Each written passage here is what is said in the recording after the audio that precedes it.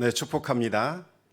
이 시간 온라인을 통하여 예배의 자리 나오신 여러분들을 진심으로 환영하고 축복합니다. 우리 하나님의 위로와 평강이 여러분과 또 여러분의 가정에 함께 하시기 바랍니다.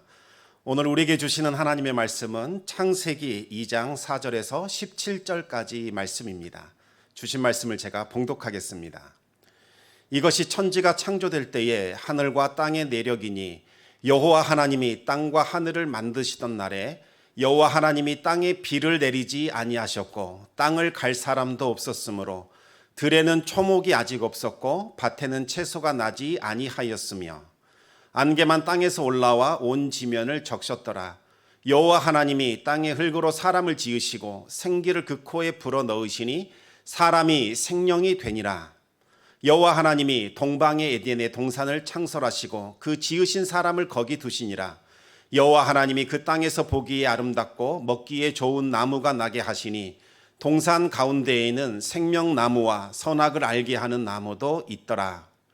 강이 에덴에서 흘러나와 동산을 적시고 거기서부터 갈라져 내 근원이 되었으니 첫째의 이름은 비손이라. 금이 있는 하윌라 온 땅을 둘렸으며 그 땅의 금은 순금이요 그곳에는 베델리엄과 호마노도 있으며 둘째 강의 이름은 기혼이라. 구스 온 땅을 둘렀고 셋째 강의 이름은 hit데겔이라. 아수르 동쪽으로 흘렀으며 넷째 강은 유브라 되더라.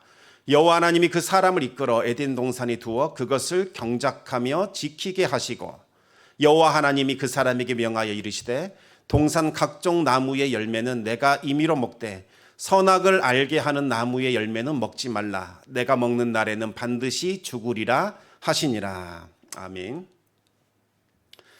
네, 오늘 말씀에는 우리 사람이 어떻게 창조되었는가 중점적으로 말씀하고 있습니다. 이 창조의 하이라이트는 바로 사람이었습니다.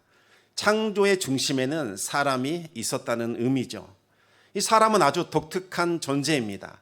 흙으로 만들어졌기 때문에 천상의 존재가 아니라 동물과 같은 이러한 지상의 존재입니다. 하지만 하나님의 생기, 다시 말하면 하나님의 생명, 신적인 생명력이 주어졌기 때문에 생명이 된 아주 존귀한 존재입니다. 사람이 없었을 때의 세상은 제 모습을 온전히 갖추지 못했습니다. 비가 내리지 않았고 들에는 초목이 없었고 또 밭에는 채소가 나오지 않았습니다. 그런데 사람이 창조되면서부터 생명력이 흘러넘치기 시작을 합니다. 이것이 의미하는 것은 사람이 있어야 한다, 이것을 의미하는 거죠. 사람은 복의 통로, 은혜의 통로, 생명의 통로로 지음받은 존재입니다. 하나님은 이 사람에게 이제 두 가지 일을 맡기십니다. 우리 15절 말씀만 다시 한번 읽어보도록 하겠습니다. 여호와 하나님이 그 사람을 이끌어 에덴 동산에 두어 그것을 경작하며 지키게 하시고, 하나는 이 경작하는 일이고 또 다른 하나는 지키는 일입니다. 먼저 이 경작한다는 말은 하나님께서 하신 일을 이제는 사람이 맡아서 한다, 그런 의미가 있습니다. 우리 하나님께서 하신 일은 이 공허하고 혼돈과 흑암으로 뒤덮여 있던 것을 생명과 질서와 빛으로 바꾸시는 일들을 하셨습니다. 이제는 사람이 그 일을 이어받아 그와 같은 일을 진행한다는 의미입니다. 동물과 우리 식물들이 다시 살아나고 생육하고 번성하여 충만할 수 있도록 일을 하는 것, 이것이 사람이 맡은 일입니다. 물론 사람이 가진 힘과 능력으로 하는 것이 아니라 하나님께서 주시는 힘과 능력과 지혜로 이 피조의 세계를 아름답게 가꾸어 가는 겁니다. 그리고 두 번째가 바로 지키는 일입니다. 이 지킨다는 것은 울타리를 쳐서 침입자가 들어오지 못하도록 막는다, 그런 의미가 있습니다. 하나님께서 만드신 이 아름다운 세계의 질서가 깨트려지지 않도록 유지될 수 있도록 지키는 일을 사람이 맡았다는 의미입니다. 에덴 동산을 왜 지켜야 할까요? 그 이유가 무엇일까요? 그것은 에덴을 망가뜨리려고 하는 존재가 있기 때문입니다. 바로 그 존재는 하나님께서 아름답게 만드신 빛과 질서와 이 생명의 세계를 또다시 혼돈과 흑암과 어둠으로 바꾸어가는 일들을 하는 존재입니다. 그러면 어떻게 해야 이 에덴 동산을 잘 지켜내고 또 가꿀 수 있을까요? 바로 16절과 17절에 나오는 명령을 잘 지키면 됩니다. 하나님께서 하라고 하신 것, 그것은 하면 되는 것이고, 하나님께서 하지 말라고 하신 것, 그것은 하지 않으면 됩니다. 하나님께서 하라고 지키는 것, 이것을 생명처럼 지키고 하지 말라고 하는 것을 절대로 금할 때에 정말 이 에덴 동산은 하나님께서 주신 생명과 은혜와 빛으로 충만하게 됩니다. 이제 쉽게 말하면 에덴 동산에 있는 모든 나무의 열매는 마음대로 다 먹을 수 있습니다. 마음껏 먹어도 되지요. 사람에게 큰 자유를 주신 겁니다. 그런데 하지 말아야 할 것이 있었습니다. 바로 선악을 알게 하는 나무의 열매, 이 선악과는 먹지 말아야 합니다. 선악과를 먹게 되면 반드시 죽게 됩니다. 선악과를 먹으면 그 먹는 사람만 죽는 것이 아니라 모든 피조물들도 죽음의 상태로 가게 됩니다. 죽는다는 것은 하나님과 단절되는 것을 의미합니다. 더 이상 빛과 질서와 생명과 이 모든 상태가 이제 공허와 혼돈과 흑암의 상태로 바뀌게 되는 것, 그것을 의미하는 겁니다. 선악과가 과연 무엇이기에 이것을 먹지 말라고 금하셨을까요? 선악과는 말 그대로 선과 악을 분별하는 나무의 열매입니다. 선이라는 것은 말 그대로 좋은 것입니다. 악이라는 것은 말 그대로 나쁜 것, 악한 것을 말하는 겁니다. 무엇이 선일까요? 하나님께서 좋다 말씀하시는 것이 선입니다. 하나님께서 이것은 나쁘다 말씀하시면 그것이 악입니다. 선과 악을 분별하시는 기준은 바로 하나님 한 분이십니다. 아무리 내가 좋아한다 할지라도 하나님께서 그거 악한 거야 라고 말씀하시면 그건 악입니다.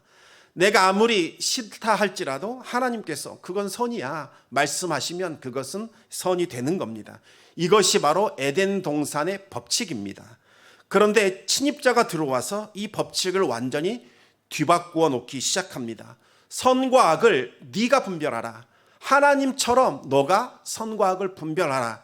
이러한 역할을 하게 된다는 거죠. 이제는 하나님께서 선이다 말씀하셔도 내 마음에 들지 않으면 그것은 악이 되는 겁니다. 반대로 하나님께서 이건 악한 거야 말씀하실지라도 내 눈이 보기에, 내 마음이 보기에 좋은 것이라면 그것은 이제부터 선이 되는 겁니다. 이 말뜻은 에덴 동산의 주인은 더 이상 하나님이 아니라 이제는 나 자신이다, 이것을 의미하는 겁니다. 내 마음대로 살아가는 것, 내가 하나님이 되어 살아가는 것이 바로 이 타락한 세상의 법칙입니다. 아담이 받은 사명은 에덴 동산을 잘 가꾸고 돌보는 일이었습니다. 하나님의 뜻에 따라 빛과 질서와 이 생명이 있는 곳으로 경작하고 지켜내는 것이었습니다. 만약 아담이 이 에덴의 법칙에 따라 자신이 받은 사명에 충성을 다했더라면 에덴 동산은 빛과 질서와 생명이 차고 넘치는 곳이 되었을 겁니다. 그러나 아담은 에덴의 법칙이 아닌 세상의 법칙을 따라 살기로 결단을 합니다. 그렇게 행동을 합니다. 그러면서 에덴 동산을 가꾸고 돌보는 사명에 실패하게 됩니다. 결국 땅은 저주를 받게 되고 생명력은 사라지고 아담은 에덴에서 추방되는 존재가 되게 됩니다. 우리 예수님은 둘째 아담으로 이 세상에 다시 오셨습니다. 아담은 경작하며 지키는 사명에 실패했지만 예수님께서는 철저히 순종하셨습니다. 세상의 법칙에 순종한 것이 아니라 바로 이 에덴의 법칙에 순종하셨고 에덴의 법칙을 다시 회복시키셨습니다. 십자가에 죽기까지 복종하셨습니다. 그리하여 이제는 예수님을 통하여 만물이 다시 회복되는 일들이 일어나게 됩니다. 우리는 예수님을 믿음으로 말미암아 예수님과 함께 연합된 자들입니다. 예수님과 연합한 우리들에게도 이제는 회복하는 사명이 주어졌습니다. 어떻게 해야 이 회복이 일어날 수 있을까요? 바로 하나님의 뜻에 순종하며 살아갈 때에 살아나고 고치고 회복되는 일들이 일어나게 됩니다. 그러나 이 어둠의 권세는 끊임없이 우리를 유혹합니다. 세속적인 욕망과 정욕을 통하여 그것을 따라 살라고 우리 성도들을 유혹합니다. 남들도 다 그렇게 살지 않느냐, 너도 그렇게 살아가라, 그것이 기쁜 삶이다, 이렇게 부추깁니다.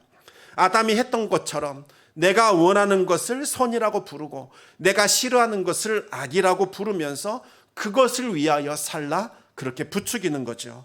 그러나 여러분, 우리는 또다시 아담의 실패를 반복해서는 안 됩니다. 하나님께서 기뻐하시는 것, 그것이 선입니다. 하나님께서 싫어하시는 것, 그것이 악입니다. 우리는 선을 행하고 악을 멀리 해야 하는 존재들입니다. 선과 악을 분별하시기 바랍니다.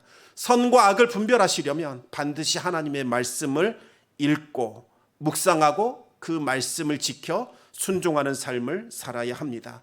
하나님의 말씀이 내 삶과 우리 가정과 일터를 지배하고 통치할 수 있도록 우리 자신을 내어드려야 합니다. 그렇게 할 때에 우리 가정과 또 직장과 일터를 사로잡고 있는 혼돈과 공허와 이 흑암의 권세가 물러가게 되고 그곳에는 빛과 질서와 생명의 역사가 나타나게 됩니다. 오늘 하루도 하나님의 말씀을 꼭 붙드시기 바랍니다. 예수 그리스도의 십자가 능력을 의지하시기 바랍니다. 하나님의 은혜가 여러분의 삶 가운데 충만케 되기를 우리 주님의 이름으로 축원합니다. 이 시간 우리 말씀을 기억하면서 두 가지 기도 제목을 나누도록 하겠습니다. 먼저 첫 번째는 말씀에 순종하는 삶을 살도록 결단하시기 바랍니다.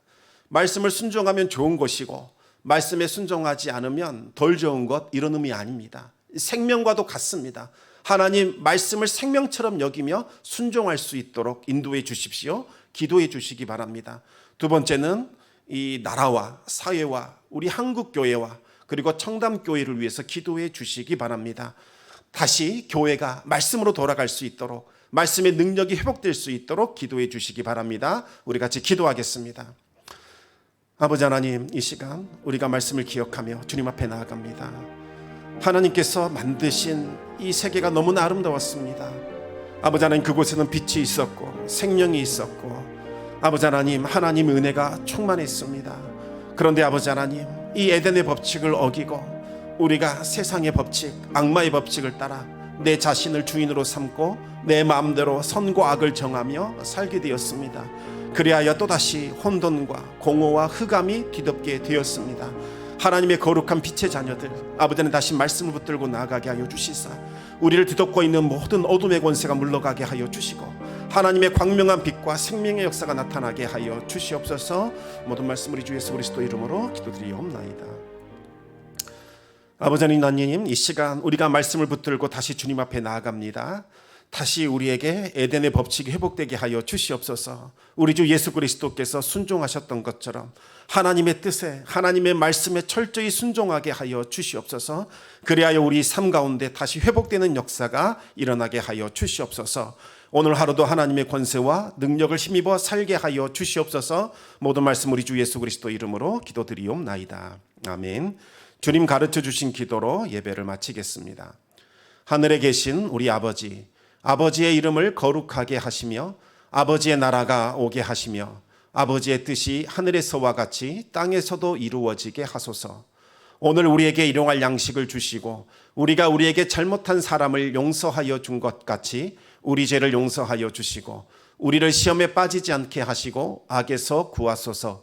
나라와 권능과 영광이 영원히 아버지의 것입니다. 아멘.